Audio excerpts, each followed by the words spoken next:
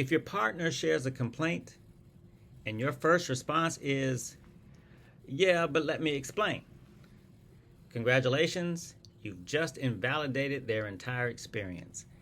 And it might be killing your relationship. I get it. You want to be understood. You want to give context. You want to explain why you said what you said or did what you did. But here's the truth. When your partner is expressing hurt or frustration, they don't need your justification. They need your empathy. Explaining your side at the moment, that's not connection. That's not debate. That's self-protection. That's defending the ego.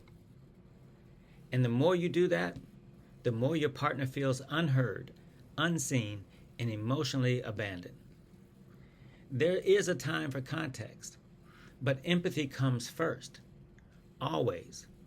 When someone shares pain, the first thing they need is to feel like it matters to you.